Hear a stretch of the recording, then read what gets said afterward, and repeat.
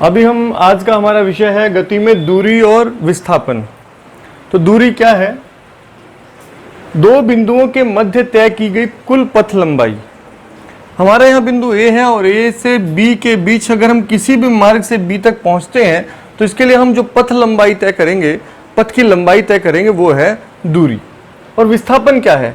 दो बिंदुओं के मध्य तय की गई न्यूनतम पथ लंबाई। दो बिंदुओं के मध्य में तय की गई न्यूनतम पथ लंबाई। इसके अंतर को समझने के लिए हम जरा एक उदाहरण ले लेते हैं। ए से बी, अगर हम यहाँ, आपका घर है और आप घर से रेलवे स्टेशन जाते हैं तो ए से बी पर जाने के लिए कुल लंबाई है 5 किलोमीटर।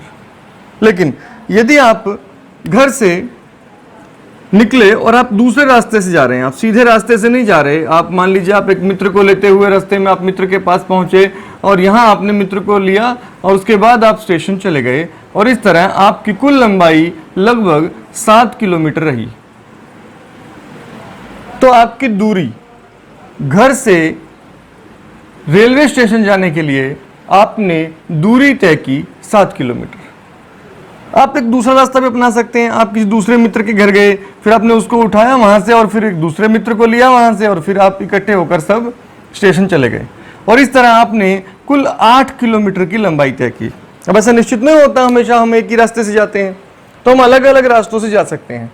तो ये दूरी, अब यहाँ रेलवे स्टेशन की दूरी 7 किलोमीटर है, जबकि ए से बी की सीधी रेलवे स्टेशन की दूरी 5 किलोमीटर है, जबकि अगर हम तीसरे रास्ते को देखें तो यहाँ 8 किलोमीटर की दूरी तय की। इन सब में अंतर क्या है?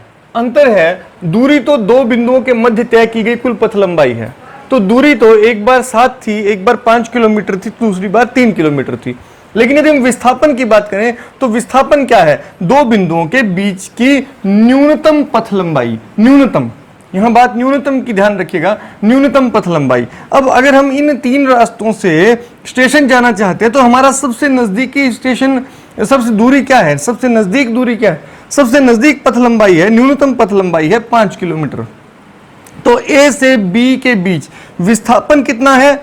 5 किलोमीटर। जब कोई वस्तु किसी भी मार्ग से होकर यहां पहुंच गई, अगर हम यहां किसी भी मार्ग से होकर जाएं तो हमारी स्टेशन से लंबाई, दूरी कितनी है? न्यूनतम दूरी हमेशा 5 किलोमीटर ही रहेगी। इसलिए विस्थापन 5 किलोमीटर होगा। तो अगर हम अलग अलग पथों का उपयोग कर रहे हैं तो ये कुल पथ लंबाई है। दूरी तो अलग अलग हो सकती है लेकिन विस्थापन नहीं। ऐसे ही हम एक और उदाहरण ले लेते हैं। अगर मैं एक अलग उदाहरण की बात करूं कि एक हमारी एक दूरी हम तय करते हैं। मान लीजिए एक कार है, वो कार पहले ए बिंदु से चली, ए बिंदु से वो बी पर पहुंची, बी से सी और सी से डी पर पहुंची। यहां हम मान लेते हैं कि ये 0, ये 10 था, ये 20 था और ये 30 था और वहां से वो वापस भी आई। अब वहां से सी और बी पर आकर रुक गई। तो कुल कार ने कितनी लंबाई तय की? अगर हम यहां से काउंट करें तो 30, 40 और 50, कुल दूरी जो उसने तय की वो थी 50 किलोमीटर।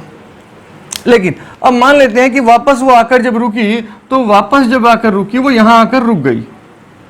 अब अगर हम विस्थापन देखें तो विस्थापन हम क्या देखेंगे? स्टार्ट पॉइंट और एंड पॉइंट के बीच की न्यूनतम दूरी। स्टार्ट पॉइंट था ए, एंड पॉइंट था बी। ए पर शुरू हुई वस्तु और बी पर रुक गई कार। ए से शुरू हुई, बी पर रुक गई। तो न्यूनतम दूरी कितनी है? ए और बी के बीच की न्यूनतम दूरी कितनी है? 10 किलोमीटर।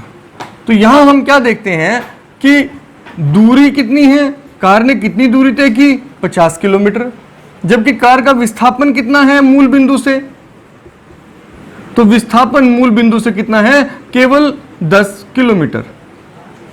तो यहां हम अंतर को समझ सकते हैं। फिर से मैं आपको बता देता हूं कि दूरी क्या है? दो बिंदुओं के मध्य तय की गई कुल पथ लंबाई। जबकि विस्थापन क्या है? दो बिंदुओं के मध्य तय की गई न्यूनतम पथ लंबाई। तो इस तरह से अगर हम सीधे तौर पर माप रहे हैं, बिल्कुल एक सीधा रास्ता माप रहे हैं, तो वो है विस्थापन। जबकि दूरी क्या है? दूरी मार्ग कोई भी हो सकता है, लेकिन दूरी है तय की गई लंबाई। अब हम यहां इसके अंतर को देखने के साथ दो चीज और समझ लेते हैं कि दूरी जो है वो एक सदिश अदिश राशि है। दूरी एक अदिश राशि है क्योंकि इसमें तय की गई लंबाई देखी जा रही है, सिर्फ दिशा का कोई मामला नहीं है। जबकि विस्थापन जो है वो एक सदिश राशि है। सदिश क्यों है? क्योंकि इसमें दिशा की बात भी हो रही है। जब हम विस्थापन को बताते हैं तो हम कहते हैं कि इस वस्तु से इतनी उत्तर में इतने किलोमीटर उत्तर, इतने किलोमीटर दक्षिण, इस तरह विस्थापन को बताया जाता है। तो विस्थापन एक सदिश राशि है जबकि दूरी एक अदिश राशि है। इसमें दिशा का मामला महत्वपूर्ण है, हम दिशा से देखेंगे, जबकि दूरी में दिशा का कोई संबंध नहीं है। तो हमने यहाँ पढ़ा दूरी और विस्थापन के बारे में। अब इसी तरह हम चाल और वेग के बारे में भी समझेंगे। तो मैं बोर्ड को एक बार फटाफट साफ कर देता हूँ, उसके बाद अगला शुरू करते हैं। तो अब हम बात कर रहे हैं, हमने अभी दूरी और विस्थापन के बारे में पढ़ा। यहाँ हम देखते हैं कि अगर हम दूरी को देखें, एक बस, एक बाइक और एक कार की तुलना हम कर रहे हैं। बस जो है 100 किलोमीटर की दूरी तय करती है 2 घंटे में, यही एक बाइक 150 किलोमीटर की दूरी तय करती है 3 घंटे में, जबकि कार 50 किलोमीटर की दूरी तय कर रही है आधे घंटे में। हम अगर इसकी दर निकालने की कोशिश करें तो हम क्या देखेंगे, दोनों का अगर हम इनकी स्पीड देखें, औसत दर क्या है, इनकी कुल गति का निकालेंगे कि 1 घंटे में कितनी गति कर रही हैं, तो वो हम कैसे ज्ञात करेंगे। हम देखिए, मैं इसका औसत निकाल लेता हूं। तो यहां मैं इसको 100/2 करके 50 किलोमीटर हो जाएगा। इसी तरह मैं 150 को 150 को 3 से भाग दूं तो यह भी 50 किलोमीटर की स्पीड से गति कर रही है, जबकि सबसे कम चलती हुई दिखाई दे रही है। हम कह रहे हैं कार कम किलोमीटर चली है तो हमें कार की स्पीड शायद कम लग रही है, लेकिन अगर हम कैलकुलेट करेंगे तो 50 को जब हम 30 मिनट से यानी कि आधे घंटे से डिवाइड करेंगे तो इसकी स्पीड है 100 किलोमीटर प्रति घंटा, जबकि इनकी स्पीड है 50 किलोमीटर प्रति घंटा। तो 100 किलोमीटर चलने वाली बस और 150 किलोमीटर चलने वाली बाइक की तुलना में कार ज्यादा तेज चल रही थी, जबकि वह केवल 50 किलोमीटर चली। तो इस तरह हम दर निकालने पर पाते हैं कि असल में किसी वस्तु की, किसी ऑब्जेक्ट की चाल क्या है। तो चाल क्या है, चाल दूरी में परिवर्तन की दर। यहां हमने दर ज्ञात की है, ये दर ही चाल है। दूरी में परिवर्तन की दर या एकांक समय में तय की गई दूरी। तो तय की गई दूरी एकांक समय में, यहां ध्यान दें, तो चाल क्या है, स्पीड क्या है किसी वस्तु की, कि कोई वस्तु एक निश्चित समय में कितनी दूरी तय करती है। इसे हम यहां समझ सकते हैं कि चाल बराबर है दूरी बटे समय, यानी तय की गई दूरी बटे लिया गया समय। यदि ये हम भाग दे दें, दूरी को समय से भाग दे दें, तो हमें चाल प्राप्त हो जाएगी। यही हमने ऐसा किया है। यहां भी हम देखिए कि 100 किलोमीटर वस्तु ने दूरी तय की और 2 घंटे का समय लिया, तो इसमें हमने 50 किलोमीटर प्रति घंटे की दर यानी कि चाल प्राप्त कर ली। तो चाल हम यहां यही देख रहे हैं। ये चाल के उदाहरण हो गए कुछ आपके सामने।